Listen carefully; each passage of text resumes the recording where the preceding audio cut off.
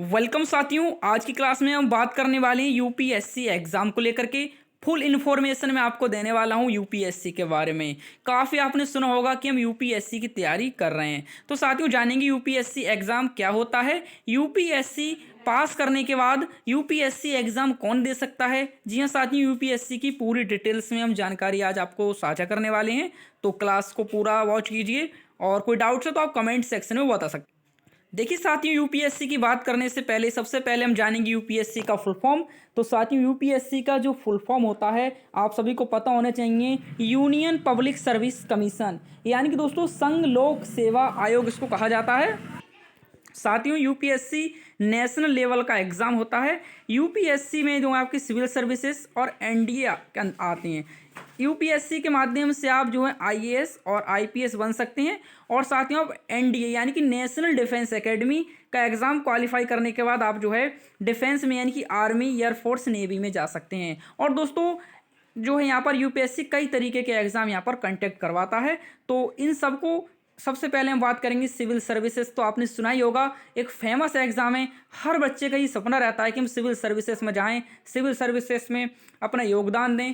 तो जानेंगे कि सिविल सर्विसेज होता क्या है, कितनी पढ़ाई करनी होगी। तो बहुत इंपॉर्टेंट है आपके लिए सिविल सर्विसेज, क्योंकि ज़्यादातर स्टूडेंटों का ये सपना रहता है, क्योंकि उनको जानकारी का अभाव होता है, तो वो समझ ही नहीं पाते हैं कि आखिर जो आपका सिविल सर्विसेज होता क्या है। तो साथियों इसके बारे में हम अच्छे से बात कर लेते हैं, क्या फीस जाती है, कब आपके यहाँ पर फॉर्म फिल होते हैं। तो देखिए साथियों, हर साल की बात करें जो यहाँ पर यूपीएससी की वैकेंसी स्टार्ट होती हैं, फॉर्म फिल होते हैं, वह फरवरी मार्च में आपके फॉर्म यहाँ पर फिल होते हैं। तो 2025 में भी आपके फरवरी मार्च में यहाँ फिल होंगे। और दोस्तों यहाँ पर जो रहता है अप्लाई फीस के बारे में बात करूँ, जनरल एंड ओबीसी कैटेगरी के लिए 100 रुपये चार्ज रखा जाता है। और देखिए फीमेल कैटेगरी की कोई भी गर्ल्स हैं उनके लिए जो वो शून्य रखी गई है। देखिए फीमेल कैंडिडेट कोई भी कैटेगरी के हैं उनके लिए कोई फीस नहीं रखी गई है, और एससी एसटी के जो भी कैंडिडेट रहेंगे उनके लिए शून्य फीस रखी गई है। तो यहाँ तक बात आपकी स्पष्ट हो चुकी है कि जो यहाँ पर वैकेंसी आती है, जो फॉर्म फिल होते हैं फरवरी मार्च में होते हैं।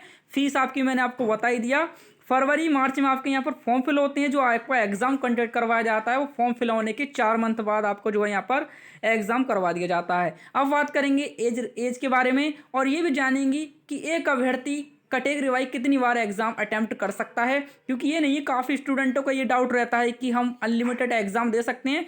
लेकिन मैं आपको आज बताने वाला हूँ कैटेगरी वाइज कि किस कैटेगरी का ये बच्चा कितनी बार एग्ज़ाम दे सकता है यूपीएससी का। तो साथियों यहाँ पर आपको जो जनरल कैटेगरी के स्टूडेंट हैं वो 21 वर्ष से 32 वर्ष तक अपना एग्जाम यहाँ दे सकते हैं, लेकिन 21 से कम वर्ष नहीं होनी चाहिए और 32 से ज़्यादा आपकी एज नहीं होनी चाहिए। और जो ओबीसी कैंडिडेट हैं वो 21 से 35 वर्ष एग्जाम दे सकते हैं, यानी कि परीक्षा में बैठ सकते हैं। और दोस्तों यहाँ पर बात करें हम एससी एसटी कैंडिडेट की, तो वो 21 वर्ष से लेकर के 37 वर्ष तक का एग्जाम दे सकते हैं। और अब हम जानेंगे यहाँ पर कि एक स्टूडेंट कैटेगरी वाइज कितनी बार एग्जाम अटेम्प्ट कर सकता है, और आपको बताऊंगा क्या प्रक्रिया रहती है एग्जाम की। तो क्लास को पूरा वॉच कीजिए। और अब सबसे इंपॉर्टेंट टॉपिक्स आ गया है, यूपीएससी का एग्जाम कितनी बार दे सकते हैं। तो देखिए अगर आप जनरल कैटेगरी से हैं, ओबीसी कैटेगरी हैं, एससी कैटेगरी से हैं, तो देखिए 6 अटैम्प्ट दे सकता है आपका जनरल कैटेगरी वाला स्टूडेंट, वो भी एज लिमिट के दौरान, यानी कि 21 वर्ष से 32 वर्ष में आप जो एग्ज़ाम दे सकते हैं 6 अटैम्प्ट। और जो आपके ओबीसी वाले स्टूडेंट हैं वो 9 अटैम्प्ट दे सकते हैं। और जो एससी एसटी वाले कैंडिडेट रहेंगे वो जो इनकी जब तक एज लिमिट रहेगी, यानी कि 21 वर्ष से 37 वर्ष तक अपना एग्ज़ाम दे सकते हैं। इनके लिए यहाँ पर कोई रूल नहीं है कि कितने अटैम्प्ट देने हैं, लेकिन जनरल वाले 6 अटैम्प्ट दे सकते हैं।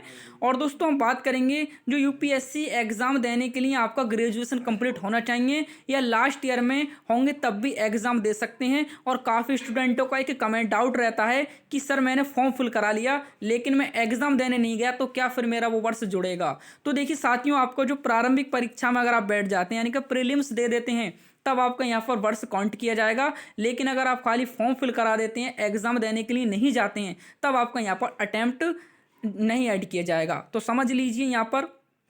और जो आपका ग्रेजुएशन कंप्लीट होना चाहिए, और जी हाँ दोस्तों, आपका ग्रेजुएशन कंप्लीट होना चाहिए, उसके बाद ही आप यहाँ पर यूपीएससी का एग्ज़ाम दे सकते हैं। ये बड़ा मुद्दा है। अब साथियों बात करेंगे कि यूपीएससी की परीक्षा की क्या प्रक्रिया रहती है, किस तरीके से एग्ज़ाम होता है, क्या एक परीक्षा होती है या 2 परीक्षाएँ होती हैं या फिर 3 परीक्षाएँ होती हैं। तो आइए समझते हैं।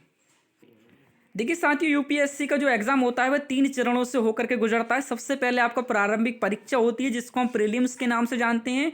साथियों, अगर आप प्रीलिम्स क्वालिफाई करते हैं फिर आपका मेंस होता है और मेंस के बाद आपका यहाँ पर इंटरव्यू कराया जाता है। तो साथियों, ये थी यूनियन पब्लिक सर्विस कमीशन की फुल डिटेल, जिसमें हमने जाना कि यूपीएससी होता क्या है, किस लेवल का एग्जाम होता है, किस तरीके से एग्जाम कंडक्ट करवाया जाता है। इसके बाद भी कोई डाउट्स है तो साथियों आप कमेंट में बता सकते हैं। क्लास पसंद आया तो वीडियो को लाइक करके चैनल को सब्सक्राइब कर लें। मिलते हैं नेक्स्ट क्लास साथ, तब तक के लिए thank you for watch, thank you for support.